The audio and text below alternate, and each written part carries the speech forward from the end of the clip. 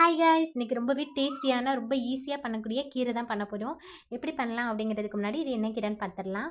இது வந்து தண்டு கீரை. இது வந்து தண்டோட சேர்த்து சமைக்கலாம். டேஸ்ட்டு ரொம்ப ரொம்ப நல்லாயிருக்கும்.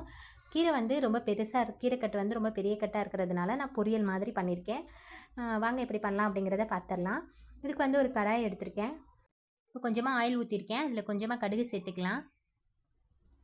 கடுகு நல்லா பொரிஞ்சதும் பச்சை மிளகாய் ஒரு 3 பச்சை மிளகாய் சேர்த்துக்கலாம். மீடியம் சைஸ் பெரிய வெங்காயம் எடுத்து 2 கட் பண்ணி எடுத்திருக்கேன். அதையும் சேர்த்துட்டு நல்லா வதக்கி எடுத்துக்கலாம். நல்லா கலர் மாறணும். இப்போ பார்த்திங்கன்னா நல்லா வதங்கிடுச்சு. இது கூட நான் பெரிய சைஸ் தக்காளி ஒன்று சேர்த்துருக்கேன். தக்காளி லைட்டாக வதக்கிக்கலாம். வதக்கிட்டு தேவையான அளவு உப்பு சேர்த்துக்கலாம். கொஞ்சமாக மஞ்சள்தூள் சேர்த்துக்கலாம். சேர்த்துட்டு நல்லா வதக்கி விட்டுக்கலாம். இது நல்லா வதங்கணும் நமக்கு. இப்போ பார்த்திங்கன்னா நல்லா வதங்கிடுச்சு.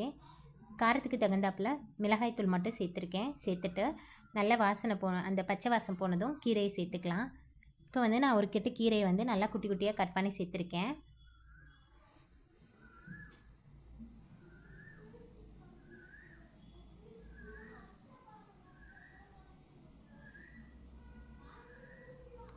அவ்வளோதான், எல்லா கீரையும் சேர்த்துட்டேன். இப்போ நம்ம அப்படியே மிக்ஸ் பண்ணி விடலாம். பார்த்திங்கன்னா ஹை ஃப்ளேமில் வச்சு நம்ம மிக்ஸ் பண்ணிகிட்டே இருந்தோம் அப்படின்னா நமக்கு சீக்கிரமாக அப்படியே சுருண்டு வந்துடும். பார்த்திங்கன்னா ஒரு நிமிஷத்தில் நமக்கு நல்லா சுருண்டு வந்துருச்சு. பார்த்திங்கன்னா உங்களுக்கே தெரியும். இப்போ நம்ம மீடியம் ஃப்ளேமில் வச்சு கொஞ்ச நேரம் நல்லா வதக்கி எடுக்கலாம். நம்ம இதுக்கு தண்ணி எதுவும் சேர்க்க தேவையில்லை. கீரையிலேருந்தே நமக்கு நல்லா தண்ணி வரும். பார்த்திங்கன்னா நல்லா தண்ணி வருது பார்த்திங்களா. நல்லா மீடியம் ஃப்ளேமில் வச்சு நம்ம வதக்கி விட்டுக்கலாம். இப்போ நல்லா வதங்கிடுச்சு. இறக்குறதுக்கு ஒரு 2 நிமிஷத்துக்கு முன்னாடி பூண்டு மட்டும் நல்லா இடித்து சேர்த்துக்கோங்க. பூண்டோட வாசனை ரொம்ப ரொம்ப நல்லாயிருக்கும். கன்ஃபார்மாக சேர்த்துக்கோங்க. அவ்வளோதான், கீரை பொரியல் ரெடி ஆயிடுச்சு. பாருங்கள், பர்ஃபெக்டாக வந்திருக்கு. டேஸ்ட்டு ரொம்ப ரொம்ப நல்லா இருந்துச்சு. பாருங்கள், பசுமை நிறம் மாறாமல் அப்படியே ரெடி பண்ணியிருக்கோம். இதில் எந்த ஒரு சத்துக்களுமே குறையாமல் நமக்கு அப்படியே கிடைக்கும். கீரையை எப்பவுமே மூடி போட்டு மூடி வேக வைக்கக்கூடாது. திறந்து வச்சு தான் வேக வைக்கணும்.